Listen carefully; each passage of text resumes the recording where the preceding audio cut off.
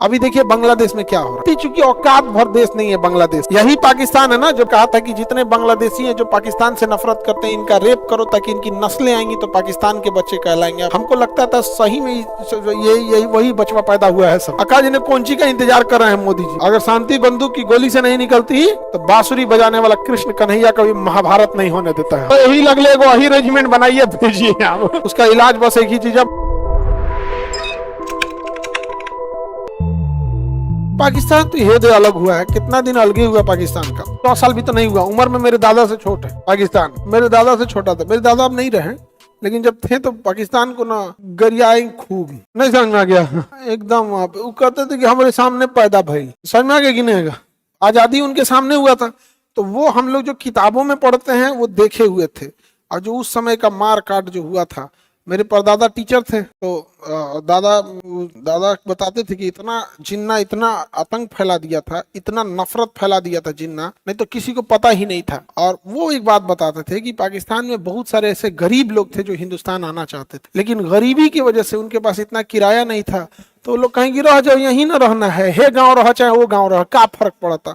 और धीरे धीरे वो दूरियां इतनी बढ़ गई क्योंकि अचानक से अलग हुआ था, तो किसी को पता नहीं था ना कि इतना नफरत बढ़ जाएगा ये। तो बहुत सारे लोग वहीं रह गए जो सच में इंडिया आना चाहते थे। बहुत सारे लोग नहीं आ पाए, बहुत आ गए। मिल्खा सिंह को देखिए, पूरी फैमिली उनकी वही मार दी गई थी। अब मूवी देखिएगा ना, आधी फैमिली को तो मार दिया था मिल्खा सिंह को वहां पर। अभी देखिए बांग्लादेश में क्या हो रहा है। हाँ, आकाश ने कौन ची का इंतजार कर रहे हैं मोदी जी। अरे कुछ नहीं करना है बांग्लादेश में, बिहार रेजिमेंट को भेजिए, बिहार रेजिमेंट। नहीं समझ में आ गया?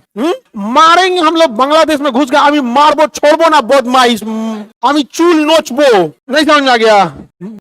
बाल नोच के मारेंगे, एकटा बालक छोड़बे ना है।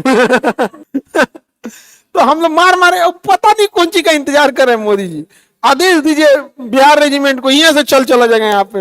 इतना इतनी चूंकि औकात भर देश नहीं है बांग्लादेश को, नहीं समझे? 12 करोड़ है सब, उसमें साफ कर दिया, लखेत दिया जाएगा, जेसीबी लाइन से लगा के बंगाल की खाड़ी में गिरा दिया जाएगा, जो साफ धान बो दिया जाएगा। फिर एक को ना छोड़ेगा आदमी, ढेर दिक्कत होगा। इजराइल से बुलाया जाएगा, इजराइल वाला आएगा सब साथे, वो तो कुछ सुनबे नहीं करेगा। तो हम तो कहते हैं कि रेजिमेंट भी मत भेजिए, बस अलाउ कर दीजिए हम बिहार वाले चल जाए। उतना कट्टा है बिहार में, बस इतना कह देना कि बिहार वाला तुम अपन अपन कट्टा लेके बांग्लादेश आजाद करो, हम पकड़ेंगे, FIR नहीं करेंगे। फिर देखो कहाँ कहाँ से निकालता है वो कट्टा। अरे गांव तो छोड़ो, यहाँ लॉज में से निकालेगा सब विद्यार्थी से। लड़की सब रखी है कि नहीं? हाँ? आगे बढ़े, आगे रद्द कर देगा आदमी। औकात क्या इन बांग्लादेशियों की? आजाद नहीं हो पा रहा था सब सबका, इनको इनके बाप दादा की हैसियत है यहाँ पे। हम लोग बचाए थे उन सबको, बांग्लादेशियों को। यही पाकिस्तान है ना जो बांग्लादेश में कहा था कि जितने बांग्लादेशी हैं जो पाकिस्तान से नफरत करते हैं इनका रेप करो ताकि इनकी नस्लें आएंगी तो पाकिस्तान के बच्चे कहलाएंगे, पाकिस्तान से प्रेम करेंगे। हमको लगता था सही में यही वही बचवा पैदा हुआ है। सब ये वही है, ये है सब यहाँ पे। उसका नाम क्या था पता है? उसका जनरल टिक्का, जनरल टिक्का भेजा गया था। जनरल माँ काट दिया था जनरल टिक्का, तो मानेकशॉ ने बचाया था। इंदिरा गांधी का इन लोग को धन्यवाद देना चाहिए, तो आज भारत से लड़ रहे हैं सब।